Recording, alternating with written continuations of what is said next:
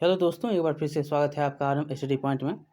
आज हम पढ़ेंगे क्लास 10th का यह जो है सब्जेक्ट है आपदा प्रबंधन। डिजास्टर मैनेजमेंट का क्वेश्चन आपको यहाँ पर देखने को मिलेगा ऑब्जेक्टिव में। बहुत ही इंपॉर्टेंट है और आपसे कहा भी गया है कि ये सारे पॉइंट पर्यावरण में आते हैं और इसको पढ़ना है आपको।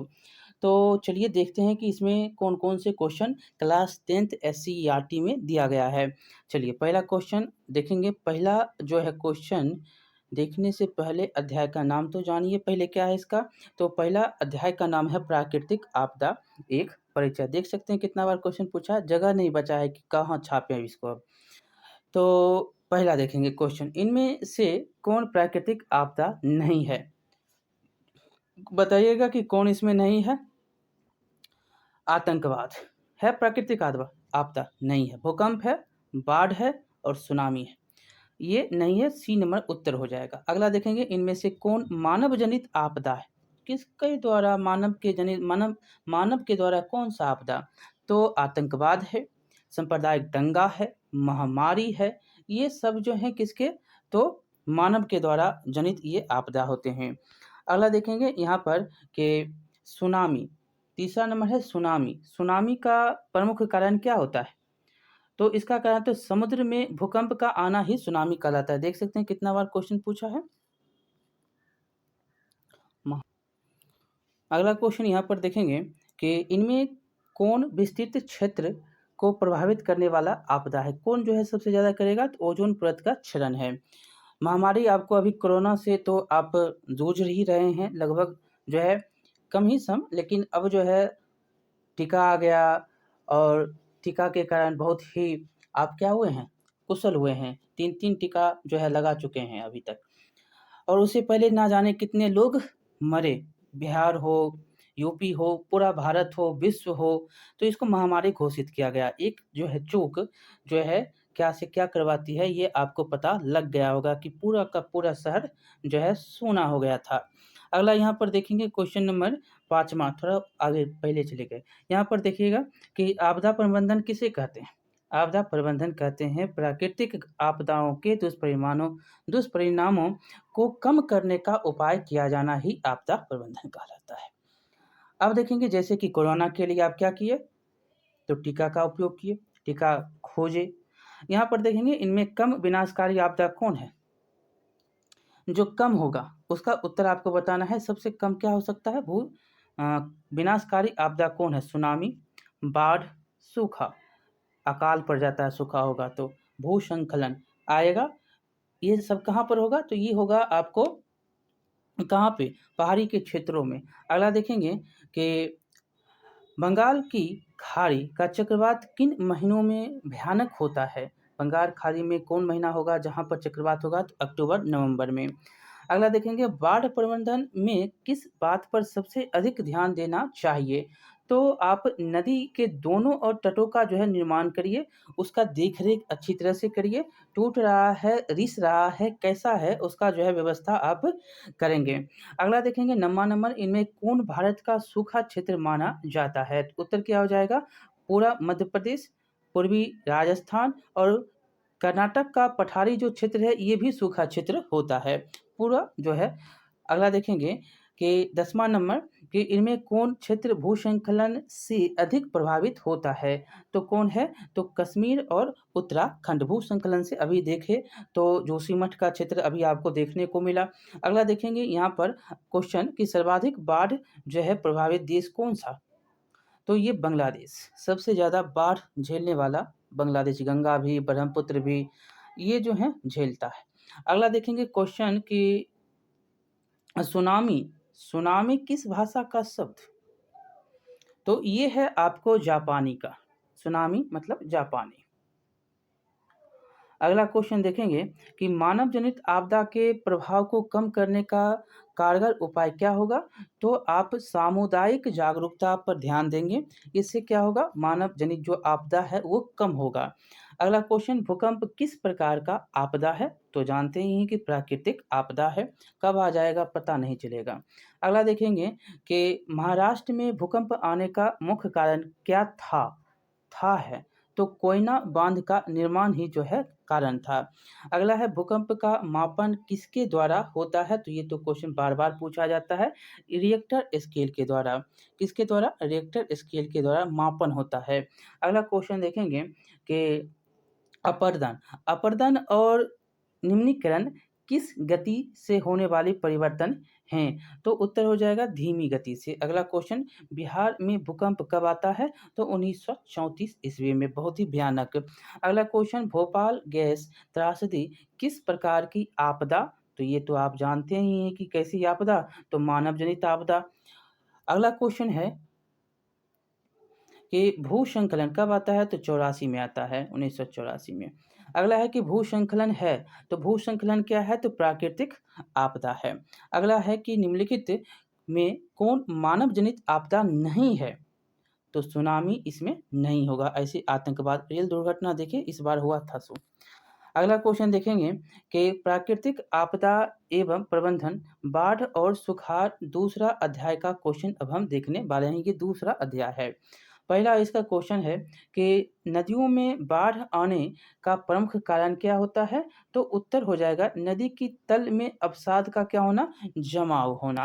अगला क्वेश्चन देखेंगे इसी में दूसरा क्वेश्चन कि बिहार का कौन-सा क्षेत्र बाढ़ग्रस्त क्षेत्र से प्रभावित क्षेत्र है? तो आपको पता ही होगा कि बिहार में कौन-सा क्षेत्र सबसे ज़्यादा बाढ़ग्रस्त क्षेत्र है? तो उत्तर का। उत्तर का क्षेत्र सबसे ज़्यादा बाढ़ग्रस्त है, ठीक है? अगला क्वेश्चन देखेंगे यहाँ पर कि उत्तर बिहार। अगला क्वेश्चन है निम्नलिखित में से किस नदी को बिहार का शोक कहा जाता है? देख सकते हैं कितना बार पूछा है।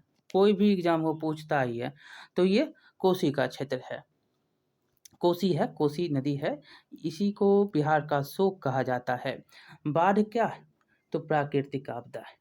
ए नंबर हो जाएगा। सूखा, सुखाड़ किस प्रकार की आपदा है?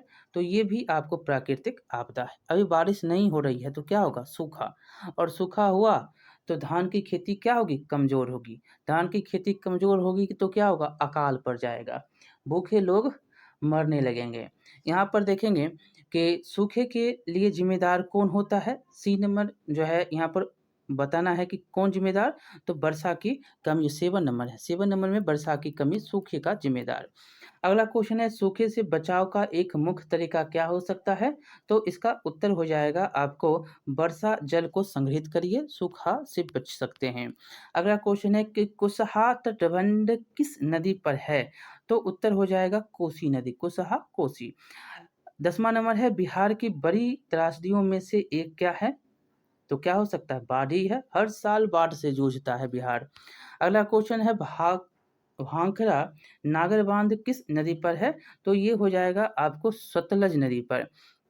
अगला क्वेश्चन है पश्चिम बंगाल में बाढ़ की विभीषिका वाली नदी कौन? तो ये तो आपको पता ही है कि दामोदर को कहा जाता है शोक नदी बंगाल का। अगला क्वेश्चन है कि सतलज नदी पर कृत्रिम जलाशय बनाया गया है, तो इसका उत्तर हो जाएगा गोविंद सागर पर। अगला क्वेश्चन देखेंगे कि कृषि सुखाड़ होता है कब? तो जब जो है मिट्टी की नमी का अभाव हो जाए तब होगा। अगला क्वेश्चन है बाढ़ से सबसे अधिक हानि होती है तो किसको हानि होगी? तो पशु को, फसल को, भवन को, जीवन अस्त-व्यस्त हो जाता है। सभी उत्तर हो जाएँगे इसमें। अगला क्वेश्चन निम्नलिखित में से किस क्षेत्र के जाड़े के दिनों में बाढ़ से ग्रस्त होने की आशंका है? तो उत्तर हो जाएगा तमिलनाडु के क्षेत्रों में। यहाँ पर जो है लौटता मौसम से बारिश होता है इसीलिए। अगला क्वेश्चन है कि निम्नलिखित में से कौन राज्य सूखे से सर्वाधिक ग्रस्त रहता है? तो जानते ही हैं कि गुजरात का क्षेत्र सूखा का और जो है इसमें जो है इसके अनुसार और राजस्थान का क्षेत्र सूखे से। ये अगला क्वेश्चन देखेंगे कि बाढ़ की प्रमुख कारण क्या है? तो पानी ऊपर आएगा तो बाढ़ होगा। तो नदी तल का जो है मलबा का निक्षेपण, जल की अधिकता और वर्षा की अधिकता होगी। अगला देखेंगे क्वेश्चन कि 1 मिनट। बिहार के कितने जिलों में आपात कार्यवाही केंद्र स्थापित करने की योजना है? तो उत्तर क्या हो जाएगा? 38। अगला है आपदा प्रबंधन का प्रमुख घटक कौन-सा? तो उत्तर हो जाएगा स्वयंसेवी, अस्थायी प्रशासन, गाँव मोहल्ले के लोग, प्रबंधन हो सकता है इससे। अगला है कि आपदा के समय कौन-सी समस्या संचार में बाधक होती है? तो उत्तर हो जाएगा मोबाइल टावरों तथा ट्रांसमिशन टावरों का टूटना क्या होगा? संचार गया। अगला देखेंगे कि कृषि सूखा से बचाने का सर्वोत्तम उपाय क्या? तो सर्वोत्तम उपाय हो सकता है जल संसाधनों का वैज्ञानिक विकास करना। अगला क्वेश्चन है कि नदियों के जल ग्रहण क्षेत्र में वृक्षों के रहने से क्या लाभ होता है? तो उत्तर हो जाएगा इसमें बादल आकर्षित होते हैं और वर्षा की संभावनाएं बढ़ती है। अगला क्वेश्चन है कि भूकंप के समय पृथ्वी की सतह पर सबसे पहले पहुंचने वाली तरंग कौन सी होती है? जो भूमि की सतह पर पहुंचेगा वो होता है प्राथमिक तरंग पी, और द्वितीयक तरंग एस से जानते हैं, और दीर्घ तरंग जो होता है एल होता है। ये भी आपसे पूछा जाता है। द्वितीय कौन? तो एस। तृतीय जो दीर्घ होता है वो एल होता है, और प्राथमिक को पी से डिनोट करते हैं। अगला क्वेश्चन है कि बिहार निम्न में से किस भूकंपीय पेटी में आता है? तो इसका उत्तर हो जाएगा तीसरा जोन में आता है, जोन 3 में। अगला क्वेश्चन है कि भूतल पर वह केंद्र जहां भूकंप तरंग का सर्वप्रथम अनुभव होता है क्या कहलाता है?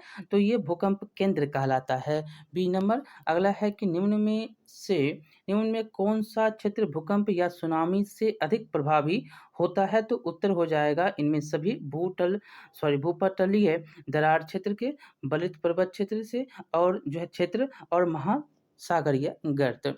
अगला क्वेश्चन है कि निम्न में से भूकंप तरंग मापन यंत्र कौन है? अब देखिए मापन यंत्र कौन हो जाएगा? तो सिस्मोग्राफ हो जाएगा। अगला और अंतिम आपका अध्याय इसमें होगा आपदा प्रबंधन एवं आपदा जो है प्राकृतिक आपदा प्रबंधन और भूकंप एवं सुनामी। पहला क्वेश्चन देखिएगा कि महासागर के तली पर होने वाली कंपन को किस नाम से जाना जाता है? तो इसको आप कहते हैं सुनामी। 26 दिसंबर 2004 को विश्व के किस हिस्से में भयंकर सुनामी आया? ये तो फेमस है, यह है बंगाल की खाड़ी में। डी नंबर उत्तर हो जाएगा। अगला क्वेश्चन अब देखिएगा। डी नंबर को उसका उत्तर था। अगला है कि भूकंप से पृथ्वी की सतह पर पहुंचने वाली सबसे पहली तरंग को किस नाम से जाना जाता है? अभी तो आपने पढ़ा, इसको पी तरंग कहते हैं। ठीक है। अगला क्वेश्चन देखेंगे कि भूकंप केंद्र के ऊर्ध्वाधर पृथ्वी पर स्थित केंद्र को क्या कहा जाता है? तो इसको आप अधिकेंद्र कहते हैं, बी नंबर उत्तर हो जाएगा। अगला क्वेश्चन देखेंगे कि भूकंप अथवा सुनामी से बचाव का इनमें से कौन सा तरीका सही नहीं है? तो उत्तर हो जाएगा भगवान भरोसे बैठिए। बचाव कैसे होगा? भगवान खुद लेकर चले जाएंगे। ये गलत है और सभी सही हैं। भूपटल के नीचे वह स्थल जहां भूकंप का जन्म होता है क्या कहलाता है? तो ये भूकंप केंद्र कहलाता है। अगला क्वेश्चन है कि किस देश को भूकंपों एवं ज्वालामुखियों का देश कहा जाता है? तो ये है जापान। अगला क्वेश्चन है कि इनमें से कौन सा भूकंपीय तरंग नहीं है? देखिए एस है, एल है, पी है, ओ इसमें नहीं है, डी नंबर उत्तर हो जाएगा। अगला देखेंगे कि भारत को कितने भूकंपीय क्षेत्र में बांटा गया है? तो टोटल 5 क्षेत्र है। जो है तीसरा में बिहार भी आता है इसमें। अगला है सबसे खतरनाक तरंग कौन सा? तो सबसे खतरनाक तरंग एल है, एल से समझ लीजिए दीर्घ तरंग। अगला क्वेश्चन है कि निम्न में कौन भूकंप का सर्वाधिक संवेदनशील नगर है? तो सबसे देहरादून है, ए नंबर। अगला है कि गुजरात का कच्छ प्रदेश किस भूकंपीय पेटी में है? तो ये है आपको जोन 5 में, जोन 5 में। चौथा भी अध्याय और पांचवा छठा अध्याय सब है इसमें, 6 अध्याय हैं टोटल। हम तो देखे नहीं थे, हमको लगा 3 ही अध्याय, 6 अध्याय। देखिएगा चौथा अध्याय के जीवन रक्षक आकस्मिक प्रबंधन, चौथा अध्याय का नाम है। और पहला क्वेश्चन है कि बाढ़ के समय निम्नलिखित में से किस स्थान पर जाना चाहिए? तो कहाँ जाइएगा? ऊंची जमीन वाले स्थान पर, गांव के बाहर, खेत में, जहां हैं उसी स्थान पर रहिए? नहीं जी। जीवन यह को कह रहा है कि बाढ़ के समय में आप ऊंची स्थान पर पहुंचिए जहां पानी जो है नहीं पहुंच सके। अगला क्वेश्चन देखेंगे दूसरा नंबर कि मलबे के नीचे दबे हुए लोगों को पता लगाने के लिए किस यंत्र की मदद ली जाती है। मलबा में अगर दबा हुआ है तो इंफ्रारेड कैमरा का मदद लिया जाता है। अगला क्वेश्चन है कि आग से जलने की स्थिति में जले हुए स्थान पर क्या प्राथमिक उपचार करना चाहिए। तो आप ठंडा पानी डालिए उस पे। अगला क्वेश्चन है कि बस्ती या मकान में आग लगने की स्थिति में क्या करना चाहिए। तो उत्तर क्या हो जाएगा 4 का। तो अग्निशामक यंत्र को बुलाइए। अगला क्वेश्चन है कि ए नंबर उसका उत्तर होगा सुनामी किस स्थान पर आता है। तो सुनामी आता है समुद्र में। बी नंबर उत्तर होगा। कितना बार क्वेश्चन पूछा देख सकते हैं आप। 5वां अध्याय आपदा काल में वैकल्पिक संचार व्यवस्था। अब क्या होगा वैकल्पिक काल संचार व्यवस्था। पहला क्वेश्चन सामान्य संचार व्यवस्था के बाधित होने का मुख्य कारण है। तो इसका उत्तर हो जाएगा केबल का टूट जाना। अगला क्वेश्चन है कि संचार का सबसे लोकप्रिय साधन कौन सा। तो यह है सार्वजनिक टेलीफोन। अभी मोबाइल है। अगला है यहाँ पर अभी क्या है मोबाइल है। सार्वजनिक जो है लोकप्रिय संचार का सबसे लोकप्रिय साधन सार्वजनिक टेलीफोन है। मतलब सभी के लिए टेलीफोन। इसमें मोबाइल भी है लेकिन सार्वजनिक रहता तो हो जाता। लेकिन यहाँ पर सार्वजनिक मतलब सभी के लिए। इसमें कोई रोक टोक नहीं है उसके लिए। अगला देखेंगे कि सुदूर संवेदी उपग्रह मतलब रिमोट सेंसिंग उपग्रह का प्रयोग किस लिए होता है। तो ये होता है संसाधनों की खोज के लिए। अगला है कि वैकल्पिक संचार साधन इनमें से कौन नहीं है। तो उत्तर हो जाएगा अंतरिक्ष। D number. अगला क्वेश्चन देखेंगे वर्तमान में सबसे अधिक उपयोग होने वाला साधन कौन सा है। तो उत्तर हो जाएगा मोबाइल। सबसे ज़्यादा क्या मोबाइल कर रहे हैं उपयोग। अगला क्वेश्चन है कि संसाधनों की खोज एवं प्रबंधन के लिए किस उपग्रह का उपयोग किया जाता है। तो ये है सुदूर संवेदी उपग्रह का प्रयोग करते हैं। अगला और अंतिम ही है आपका चैप्टर अंतिम है आपदा और सह अस्तित्व। क्वेश्चन है पहला। इसका अध्याय का नाम था। पहला क्वेश्चन है कि निम्नलिखित में कौन प्राकृतिक आपदा है। तो उत्तर क्या हो जाएगा भूकंप है। आग लगना नहीं है। बम विस्फोट ये सब तो है ही नहीं। अगला दूसरा क्वेश्चन है भूकंप संभावित क्षेत्रों में भवनों की आकृति कैसी होनी चाहिए। तो ये होना चाहिए आयताकार। D number. अगला क्वेश्चन है भूस्खलन वाले क्षेत्र में ढलान पर मकानों का निर्माण क्या है। तो उत्तर हो जाएगा अनुचित होता है।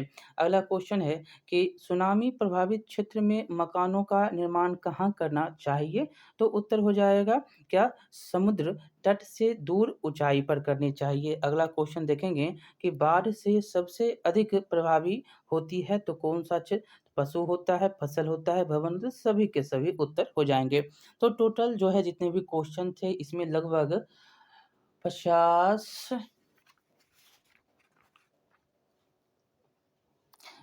100 क्वेश्चन इसमें था। तो इसको समाप्त हमने कर लिया। मिलते हैं अगले चैप्टर में। अब जो है आपका टोटल का टोटल जो सोशल साइंस का सेक्शन था उसको समाप्त कर लिया। अब साइंस की ओर हम आगे बढ़ेंगे। बहुत बहुत धन्यवाद। लाइक शेयर सब्सक्राइब जरूर करिएगा। बहुत बहुत धन्यवाद।